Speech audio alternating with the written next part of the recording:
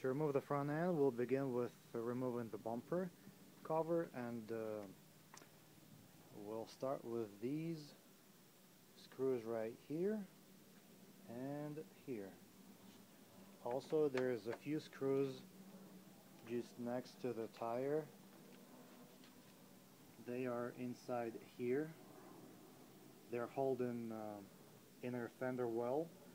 And to remove those, it is best if you turn your wheels inside or all the way outside. Another thing not to forget is this little handle to release the latch for the hood. And to remove that, you're gonna need a hook, something like this.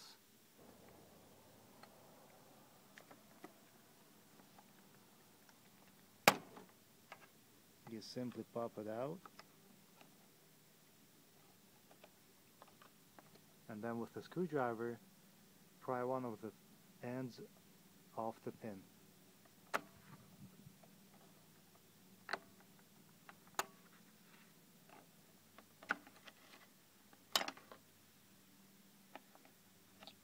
The final product is going to look like a fork.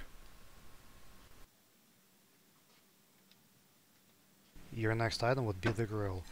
There's 4 or 5 clips along the bottom of the grill, and there's 1 clip at the top center.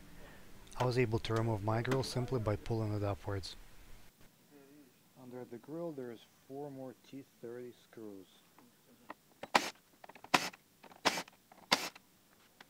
I like to put my bolts and screws back in their places.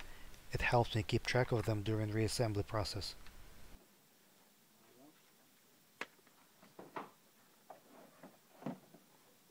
After that bumper easily slips off, you just disconnect the marker light wires and it's good to go. Now remove the grill frame that is fastened by 5 T30 screws.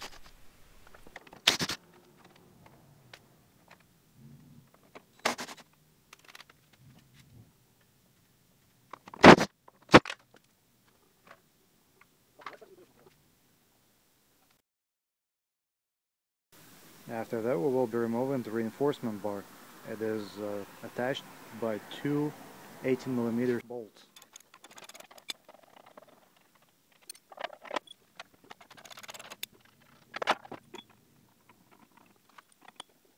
Next in line would be the intercooler air gate.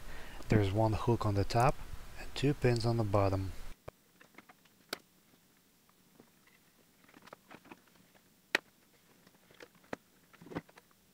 Now it's time to remove power steering coolant lines. It is only 2 10mm bolts. Now remove the 2 plastic pieces on both sides of the radiator. They're attached by 2 little tiny Phillips screws. Don't forget to replace the screws where they belong. You will appreciate yourself later.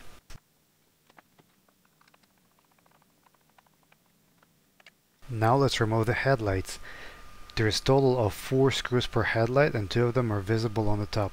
The 3rd bolt is hidden beneath this plastic piece, and the 4th bolt is hidden under the wires, in the bushes, somewhere in the back of the headlight. Unplug the pressure sensor. Next in line would be your AC condenser. It is attached to the radiator by 2 clips, and the clips are held in place by 2 pins. It helps if you remove those pins with 2 sharp tools and with both hands, not like me trying to do it with 1 hand. So after you remove those pins and the clips, you simply pull out the condenser and bend it under the car.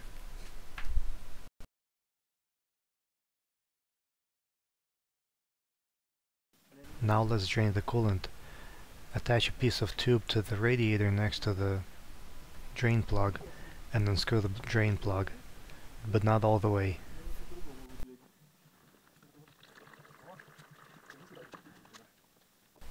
Using a 245 Torx bit, unbolt the radiator support frame from the body of the car. Note that the driver's side has only 3 bolts from the factory. Unbolt the radiator support frame from the fenders on the top and on the sides. Don't forget the window washing fluid reservoir. Under the car you will find an intake pipe about 3 inches in diameter with hoses attached to it. Loosen the clamps, one on each side. If the coolant is drained, you may attempt to unhook the top coolant hose. Usually it's glued to the metal pipe, so you may want to stick a screwdriver in between the hose and the pipe and go around with it. Hood latch is going to be in your way, so using a 10mm socket unbolt the 3 bolts. Don't unhook the cable. Next you will need to unhook the lower radiator hose. Pull on the metal clip so it sticks out halfway. Then you gotta apply some real manpower and pull the flange off. Be prepared because there might be still some coolant left in the system. To gain access to the transmission lines, remove the intake plastic. It is 2 simple Phillips screws. Don't forget to replace them where they belong. Now using a 10mm socket, unbolt 2 transmission fluid coolant lines.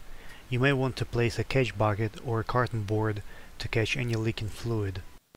Now as your last step in the removal of the face of the car, you'll need to disconnect horns, one on each side, and the green single conductor connector, which is your AC clutch. And the face is off. Now with the face off, secure those transmission lines up high with a piece of wire so oil does not leak from it. Plug your lines and the radiator terminals from water, dirt, or pets getting inside.